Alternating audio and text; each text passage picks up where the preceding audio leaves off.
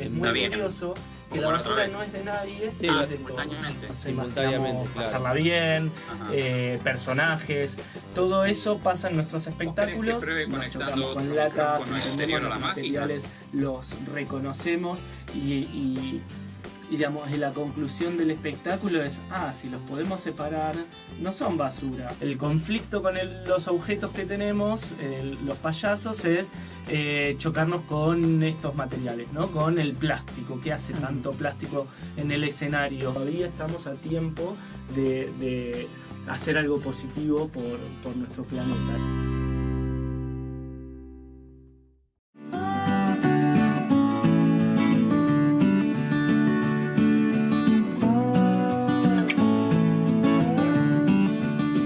Ya se está hablando de que el primer fruto del sínodo tendría que ser sin adelantarnos al Espíritu Santo, ¿no? Pero esta preocupación de una sinodalidad sostenible o permanente, donde juntarse el cura con el laico y un consagrado o consagrada que sea algo normal, y no a veces compitiendo por espacios o entender que algunos son más responsables que otros, ¿no? Claro.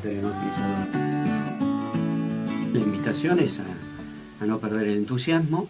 Lo que es lindo que las comunidades, movimientos y parroquias, claro, se van entusiasmando y en cualquier momento uno va escuchando que aparece una asamblea parroquial, un encuentro parroquial y todo con la temática y sentido sinodal.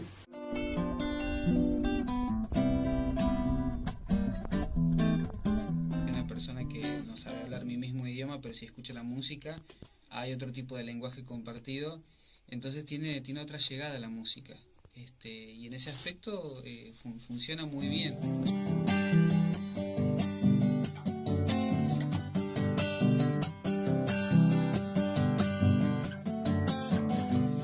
Pasando cerca y malota y la entrada a guerra después, mi chocamana danzasca, repetir cochero. La música es un hermoso estímulo. ¿Cómo gobernará?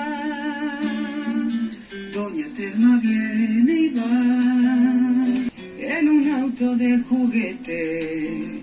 Los inicios que fueron por 2011, 2012, pero en todos estos años fuimos creando nuevas propuestas. Y poder llegar a colegios, ámbitos educativos, con una propuesta que es lúdica, pero que tiene un gran contenido pedagógico. Hay algo con la basura que es muy curioso, que la basura no es de nadie, pero es de todos. Nos imaginamos pasarla bien, personajes, todo eso pasa en nuestros espectáculos. Nos chocamos con latas, entendemos los materiales, los reconocemos y digamos, la conclusión del espectáculo es, si los podemos separar, no son basura. El conflicto con los objetos que tenemos, los payasos, es chocarnos con estos materiales, ¿no? Con el plástico. ¿Qué hace tanto plástico en el escenario? Todavía estamos a tiempo de hacer algo positivo por nuestro planeta.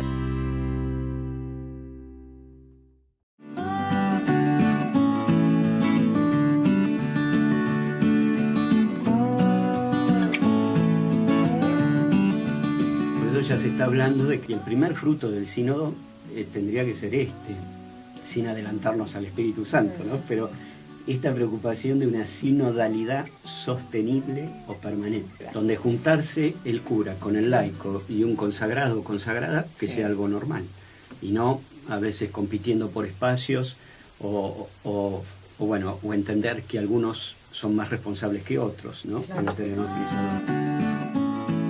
La invitación es a no perder el entusiasmo.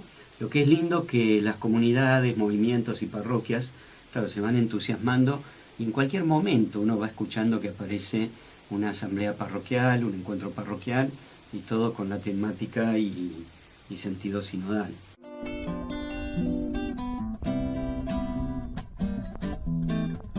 Una persona que no sabe hablar mi mismo idioma, pero si escucha la música, hay otro tipo de lenguaje compartido, entonces tiene otra llegada a la música, y en ese aspecto funciona muy bien.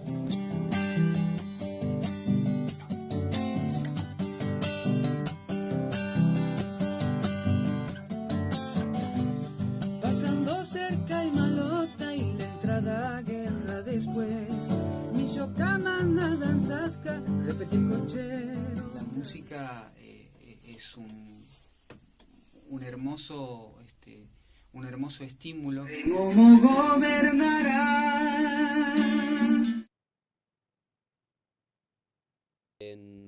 Lo adelantábamos sobre la charla sobre los mártires riojanos con Oscar Campana. Aquí estamos, Oscar, te recibimos y bueno, con gusto y ganas de escucharte. Bueno, ¿qué tal? Buenos días. Gracias por la invitación y sobre todo para hablar de un tema muy fuerte, muy sensible, muy cercano a mi corazón y al corazón de muchos argentinos y de muchos cristianos, ¿no? Como una especie de hecho tremendamente novedoso en nuestra historia como sociedad y en nuestra historia eclesial. En abril del año 2019, que pandemia mediante parece que fue hace 3 siglos, ¿no? En La Rioja se hizo la ceremonia de beatificación de 4 mártires. 4 mártires, víctimas del terrorismo de Estado, de la última dictadura, 76-83. Esos 4 mártires, de los que diremos algo, fueron Carlos de Dios Murias, un misionero, Gabriel Longueville, Carlos de Dios Murias, un franciscano, Gabriel Longueville, un misionero francés, Wenceslao Pedernera, un laico, y Enrique Angelelli, el obispo de La Rioja. Quizás para el gran público la beatificación fue la última, la que estaba avanzada era la de los otros 3, ¿no? El paso anterior a esa beatificación, que es una especie de reconocimiento de la santidad de una persona, un reconocimiento oficial, llamémosle, por parte de la Iglesia, había sido, por parte de Roma, el reconocimiento del martirio, ¿no? O sea, reconocer que habían sido mártires. El reconocimiento oficial que ocurrió allá por el año 2017, pero que podríamos decir que en la conciencia eclesial de muchos, de amplio país, ese reconocimiento creo que ocurrió junto con su muerte. Siempre cuento esto tan fuerte de haber investigado bastante siempre sobre Angelelli, pero mucho en los últimos tiempos por haber escrito un libro en el de Angelelli. El hecho de que la madrugada siguiente a su asesinato, cuando la morgue entrega el cuerpo a la curia de La Rioja, y un grupo de curas y de religiosas preparan el cuerpo para su velorio, diríamos, esa misma noche comienzan a repartir como reliquia de mártires, diríamos, ¿no? Acá hay un elemento importante. Los reconocimientos oficiales de la Iglesia, que obviamente son importantes, lo que hacen es seguir a la conciencia de la comunidad eclesial, ¿no? Y ahí es cuando la Iglesia y también la autoridad de la Iglesia es más Iglesia aún. Cuando se está cerca de ese sentido de fe de los fieles. Cuando entonces se proclamó la beatificación de estos 4 mártires, se definió que la fecha de la celebración sea el 17 de julio, o sea, anteayer, la memoria litúrgica. Y como tal, el 17 de julio no es la fecha de la muerte de ninguno de ellos, ¿no? Pero quizás la fecha más fuerte, que era la del 4 de agosto, está fuertemente ocupada en el calendario litúrgico por el cura de Ars, San Juan María Vianney, del día del párroco, diríamos, ¿no? Entonces creo que se evitaron conflictos de intereses y se eligió el 17 de julio porque es la fecha del 17 de julio de 1923. ¿Quiénes eran estos 4 mártires? Digamos algo de cada uno. Carlos de Dios Murias era un joven cordobés que se hace franciscano y en algún momento de de su camino formativo que había pasado por La Rioja, él toma la decisión de pedir ir a La Rioja.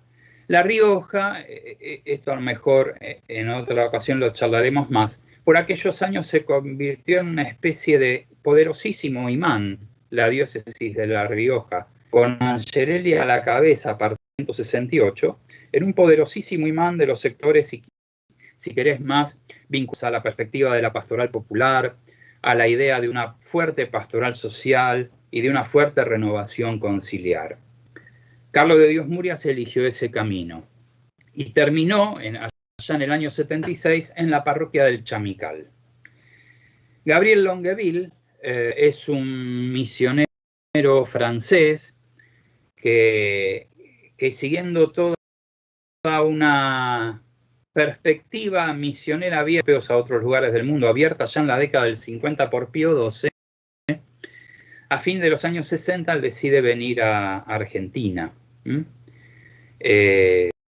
Diócesis de Corrientes, se identifica con los sectores más progresistas por ahí de esa diócesis, por ejemplo los que en ese momento eran los curas del Tercer Mundo, y termina siendo echado por Monseñor Vicentín de la diócesis de Corrientes y es recibido por Angelelli en La Rioja.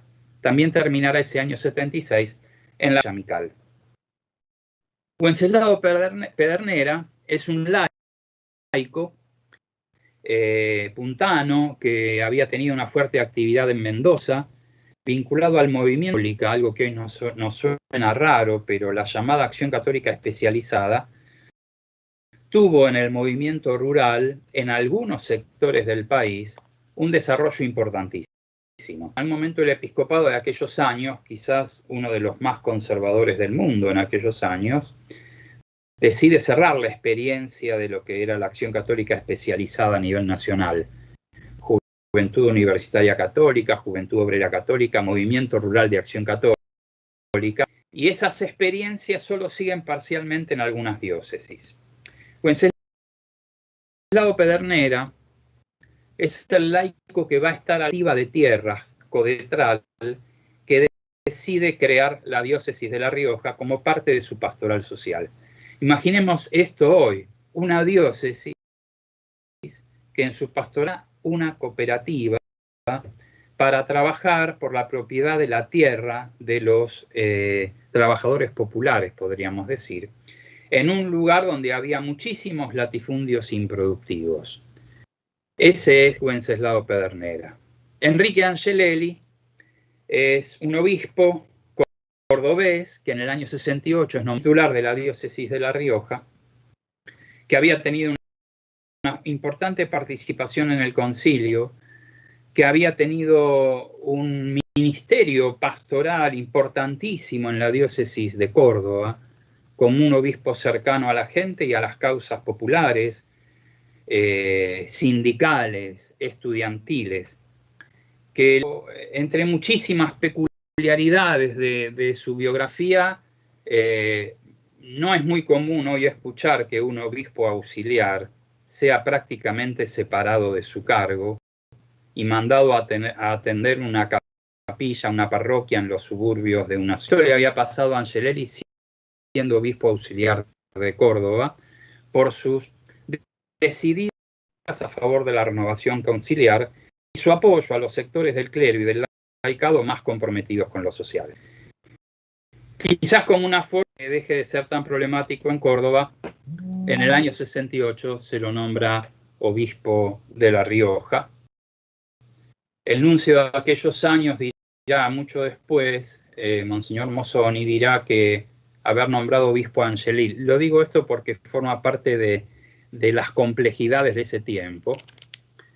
Dijo que Angelelli fue uno de los mayores errores de su vida. Quizás como anticipando esa soledad que Angelelli viviría en su ministerio episcopal y que finalmente terminaría en su propia muerte.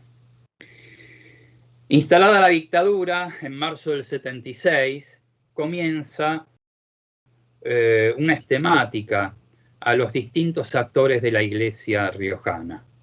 Allanamientos, interrogatorios, intimidaciones, la prohibición de la misa radial del obispo, que pasa a ser reemplazada por una misa que se celebraba en el cuartel del Chamical, para que nos demos una idea, por capellanes militares, el enfrentamiento con sectores del clero castrense, el permanente chequeo en la ruta a los autos y a los micros y a las religiosas que viajaban, y esta especie de increyendo que derivó en algunas cartas del clero al propio episcopado diciendo: hermanos, hagan algo porque esto se está complicando,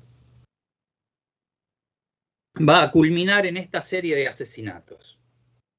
El 18 de julio, era un domingo, de Dios Murias y Gabriel Longueville, después de la misa de la noche en el Chamical, son buscados por un auto supuestamente con policías que le piden que los acompañen a la...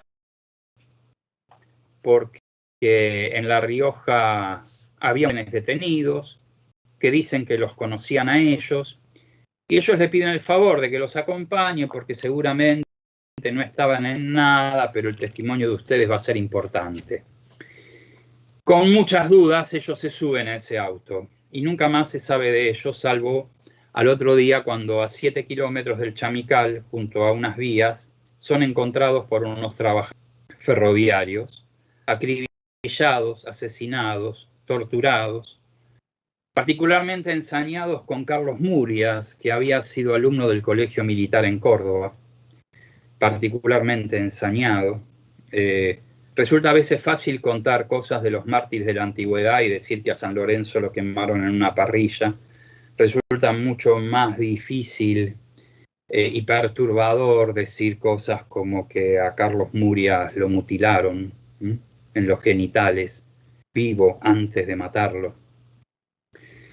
La conmoción que esto genera, Angelelli, que se instala en el Chamical para juntar toda la documentación sobre estos asesinatos, la consternación de algunos sectores de la Iglesia argentina y la soledad que ya empieza a percibir Angelelli frente a lo que está ocurriendo, y que las amenazas que se venían sucediendo comenzaron a concretarse. No estaba lejos de estas sospechas cuando el 25 de julio, en Sañogasta, donde vivía Wenceslao Pedernera, un grupo armado golpea a la puerta de su casa. Él sale a la puerta, detrás estaba su mujer y sus hijas, y es ametrallado delante de su familia. Muere camino al hospital pidiendo perdón para sus asesinos. Angelelli vuelve a instalarse en el Chamical. Quienes estuvieron con él en aquellos tiempos solían hacer un dibujito que era un dibujo que él hacía. Él hacía el dibujo de círculos concéntricos que se iban cerrando sobre su persona. Y a un médico amigo por esos días les dijo: ahora me toca a mí. El 4 de agosto, Angelelli, peta en la que tenía toda la documentación que había acumulado sobre el asesinato de los curas, estando en la parroquia del Chamical, come algo al mediodía, toma unos mates y se sube a su camioneta con un cura amigo. Lo hace con muchas dudas, dicen que demora en salir, que vuelve a bajar del auto, que vuelve a subir, que vuelve a bajar, que va un rato a rezar ante el sagrario, y finalmente emprende el camino por el camino viejo, volviendo a La Rioja. La ruta había un retén para evitar un retén, y cuando toman finalmente la ruta 38, son encerrados por un auto. El padre Pinto, el que lo acompañaba, tiene un vago recuerdo, él sobrevive, de un auto blanco, parece un Peugeot 404 que lo encierra, le hace perder el control y muere en ese accidente. Fraguado, que quiso abrirse una causa en el primer momento y siempre la causa se cerró pocos días después como la causa de un accidente. Y aquí comienza la historia del encubrimiento de Angelelli. Esperar el retorno democrático para que un juez diga: acá hubo un asesinato, habrá que esperar a los últimos años de la dictadura para que algunos obispos que tenían la convicción de lo que muchos testigos de aquellos hechos dijeran acá hubo un asesinato. Esa causa judicial prosperó hasta que las leyes de la impunidad, punto final, obediencia debida y los indultos, dejaron sin lugar a la causa, hasta que el retorno, hasta que de esas leyes y de los indultos volvió a de causas vinculadas a violaciones a los derechos humanos, y así fue que en el año 2014 hubo una sentencia decretando el asesinato de Angelelli. Muchísimo podría decirse de cada uno y de todo lo que pasó en aquellos años. La pregunta aquí es, ¿por qué es que los reconocemos como mártires, ¿no? Sobre todo porque a diferencia de la Iglesia antigua, ¿no?, donde ahí estaban los cristianos que eran asesinados legalmente, porque Roma asesinaba legalmente, pero eran asesinados por un hermano que era pagano, que tenía otras creencias, ¿no? Y pareciera que ahí fuera fácil comprender la dialéctica o la dinámica creyente-no creyente. La martirio en América Latina. La particularidad del martirio en América Latina con el cual la tradición del martirio en nuestro continente, con el cual la Iglesia años 60 para aquí, es que muchos de los que matan dicen hacerlo en nombre de la fe cristiana. Con lo cual el escándalo es mucho mayor. Pensemos que esta institucional de la dictadura del 76 decía que el golpe ocurría para salvar a la civilización occidental y cristiana. Y en nombre de esa civilización occidental y cristiana, eso se asesinaba a cristianos. Lo que reconocemos en los mártires es que su muerte ocurre y de su fe y de su compromiso. Lo que celebramos en ellos es la vida que dieron, su pertenencia a una comunidad eclesial, su pertenencia, en este caso, a un momento de renovación de la vida de la Iglesia y su capacidad de dar testimonio hasta el punto de entregar la vida, haciendo carne en ellos aquello de Jesús, de que no hay mayor amor que dar la vida por los que se ama. Y ellos por los que amaban. Yo siempre recuerdo y cito a un gran teólogo español que desde los años 60 vive en El Salvador, John Sobrino, cuya comunidad fue asesinada un día que él no estaba. 6 hermanos jesuitas de la Universidad Centroamericana de El Salvador, la cocinera y la hija de la cocinera. 8 asesinatos en una noche, ¿no?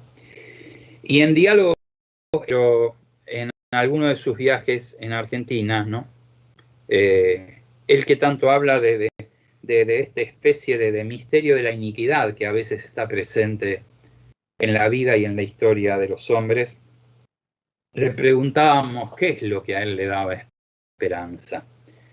Y él decía, casi entre lágrimas, que lo que le daba esperanza eran mártires.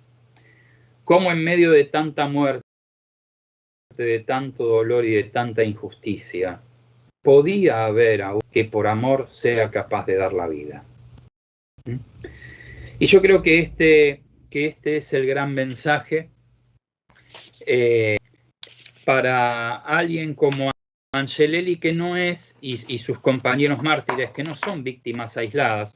Yo siempre hago este raconto para entender y ubicar dónde estábamos, ¿no? La dictadura del 76 fue como en la mirada de los sectores de nuestra sociedad que para ellos estaban contaminados.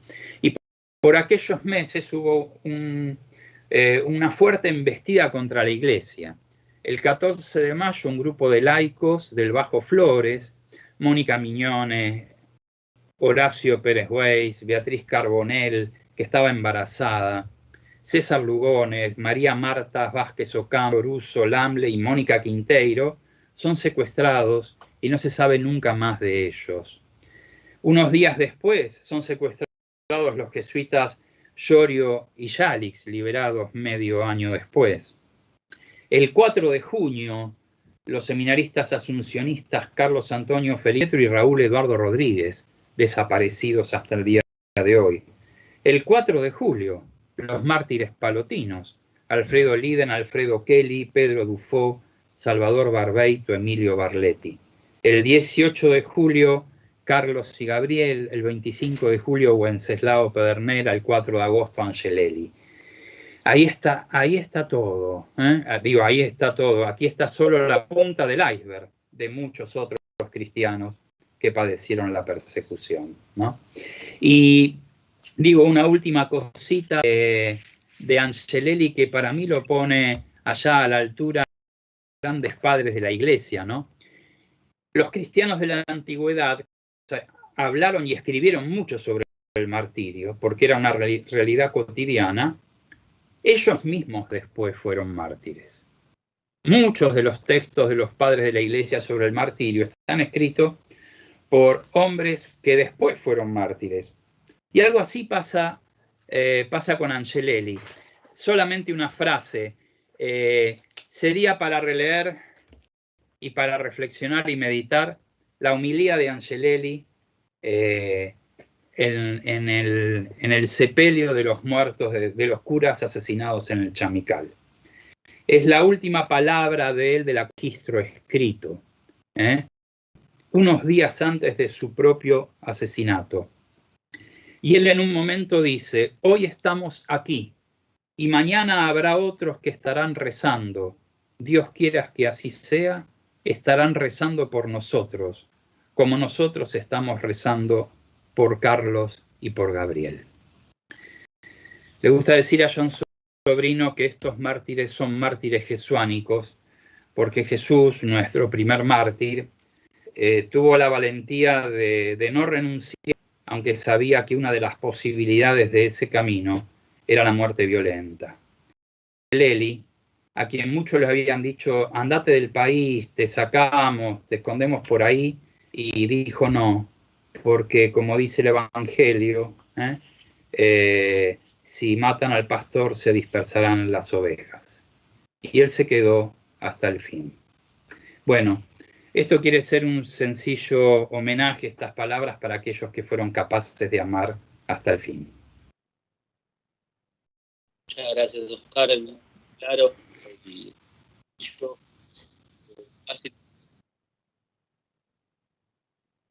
así que te agradecemos profundamente estas palabras, este tiempo, y bueno, nos volvemos a encontrar ahora en agosto.